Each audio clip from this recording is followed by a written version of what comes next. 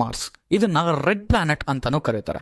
ಸೂರ್ಯನಿಂದ 278 million kilometre ದೂರದಲ್ಲಿರುವಂತ ಈ ಗ್ರಹದ ಸರ್ಫೇಸ್ ಬಂದು ಐರನ್ ಆಕ್ಸೈಡ್ ಇಂದ ತುಂಬಿರೋದ್ರಿಂದ ಅದು ರೆಡ್ ಆಗಿ ಕಾಣಿಸ್ತಿದೆ. ಇದಕ್ಕೆ ಮಾರ್ಸ್ ಅನ್ನ ರೆಡ್ ಪ್ಲಾನೆಟ್ ಅಂತ ಕರೀತಾರೆ. ಮಾರ್ಸ್ ಅಲ್ಲಿ ಅದರ ಅಟ್ಮಾಸ್ಫಿಯರ್ ಬಂದು ತುಂಬಾ ತಿನ್ನ ಆಗಿರೋದ್ರಿಂದ ಅಲ್ಲಿ ಆವರೇಜ್ ಟೆಂಪರೇಚರ್ -60 ಇರುತ್ತೆ. ಅಂಡ್ ವಿಜ್ಞಾನಿಗಳು ಇಲ್ಲಿ ನೀರಿತ್ತು ಅಂತ ಹೇಳ್ತಾರೆ. ಅಂದ್ರೆ ನದಿ, ಕೆರೆಗಳು, ಈವನ್ ಮಹಾಸಾಗರಗಳಿತ್ತು ಅಂತ ನಂಬ್ತಾರೆ. ಅದು ಇಲ್ದಿರೆ ಇಡೀ ಸೌರಮಂಡಲದಲ್ಲೇ ಅತಿ ದೊಡ್ಡ ಬೆಟ್ಟ ಇರೋದು ಮಾರ್ಸ್ ಅಲ್ಲೇ. ಇದನ್ನ ಒಲಂಪಸ್ ಮಾನ್ಸ್ ಅಂತ ಕರೀತಾರೆ. ಎಷ್ಟು ದೊಡ್ಡದು ಅಂದ್ರೆ ಮೌಂಟ್ ಎವರೆಸ್ಟ್ ಗಿಂತ 3 ಪಟ್ಟು ದೊಡ್ಡದಾಗಿರುವಂತ ಬೆಟ್ಟ ಇದು. ಅಂಡ್ ಇದು ಒಂದು ಆಕ್ಟಿವ್ ವಾಲ್ಕೆನೋ ಅಂತ ಹೇಳಿದ್ರೆ ನಂಬ್ತೀರಾ?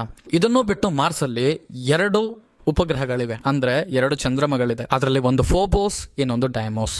ಮಾರ್ಸ್ ಅಂತ ಹೇಳಿದಾಗ್ಲೇ ಅಲ್ಲಿ ಜೀವರಾಶಿಗಳು ಇದೆಯಾ ಅನ್ನೋ ಒಂದು ಕ್ವೆಶನ್ ಬರುತ್ತೆ. ಆಸ್ ಆಫ್ ನೌ ಅಲ್ಲಿ ಲೈಫ್ ಇದೆ ಅಂತ ಕನ್ಫರ್ಮ್ ಆಗಿಲ್ಲ. ಆದ್ರೆ ನಾಸಾ ಕಳಿಸಿದಂತ ಪರ್ಸಿವರೆನ್ಸ್ ರೋವರ್ ಅಲ್ಲಿ ರಿಸರ್ಚ್ ಮಾಡಬೇಕಾದ್ರೆ ಸೂಕ್ಷ್ಮ ಜೀವಿಗಳಿದ್ದಂತ ಗುರುತುಗಳು ಸಿಕ್ಕಿವೆ. ಅದು ಏನಂತ ಮುಂದಕ್ಕೆ ವೇಟ್ ಮಾಡಿ ನೋಡಿದ್ರೇನೆ ಗೊತ್ತಾಗೋದು.